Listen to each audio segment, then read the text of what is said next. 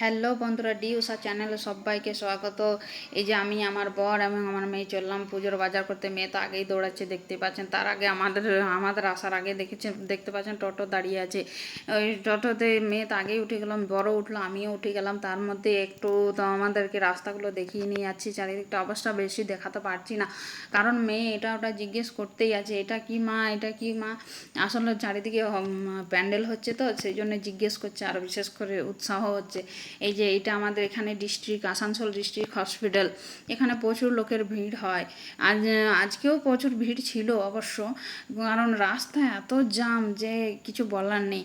আর তারই মধ্যে চললাম, এই যে এই দিকে বাজারের দিকে রওনা দিলাম। বাজারে বাজারে চলে এসেছি।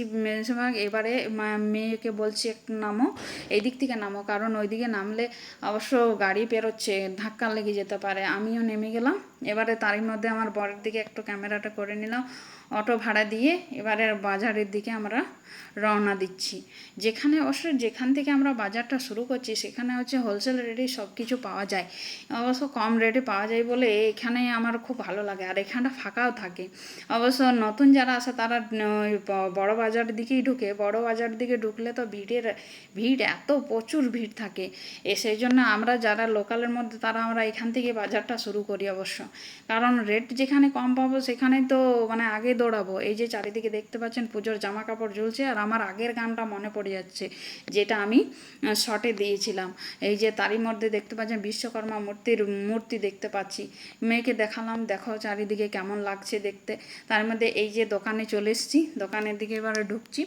বর বলছে আমি তো ঢুকবো না, তোমরাই ঢুকো, কারণ মেয়েদের জিনিস মেয়েরাই পছন্দ করে।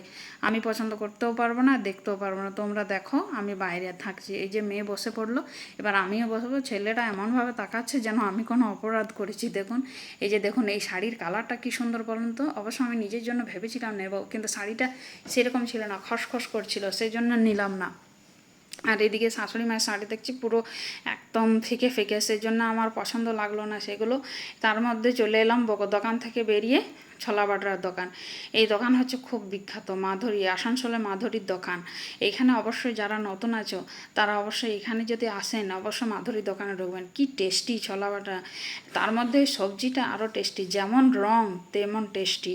অবশ্যই আসানসোলের লোকেদের জানানোর কোনো প্রয়োজন নেই, অবশ্য ওরা সবই জানে। অবশ্য যারা নতুন আসবেন অবশ্যই কিন্তু এই দোকানে ঢুকবেন।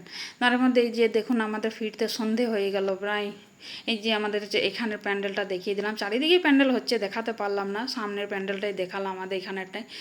বাবা মেয়ে আগেই চলে যাচ্ছে এখানে ওখানে হাসি আর কির মধ্যে, বলছে লাফিয়ে লাফিয়ে চলো। দেখো মেয়েকে বলছে, মেয়েও বলছে তুমিও লাফিয়ে লাফিয়ে চলো। এইভাবে বাবা মেয়ের মেল দেখছেন, মেলনটা কীরকম। এই যে আমার শাশুড়ি মার শাড়ি নিয়েছি, দেখুন দুটো সুতির ছাপা শাড়ি নিয়েছি, তার মার একটা ভালো শাড়ি, আর একটা ভালো শাড়ি কিনে দেবো ভাবছি। তবে ব্লাউজ আরে কিচ্ছু নিতে পারিনি, কারণ প্রচুর ভিড় ছিল। ও আরেকদিন ভাবলাম যাবো, একটু একটু করে বাজার করবো, তবে তো দুর্গাপূজার মজা, তাই না। তারপরে আজকে এই পর্যন্তই থাকলো। এবারে আমার চ্যানেলকে কিন্তু সাবস্ক্রাইব করো। আর তোমরা সবাই পুজোটা কেমন কাটাচ্ছ আর কেমন কি নিচ্ছ অবশ্যই আমাকে জানাবে। আর আমার এই যে শাড়িগুলো কেমন লাগলো, আমার শাশুড়ি মার পছন্দ হবে তো, কমেন্ট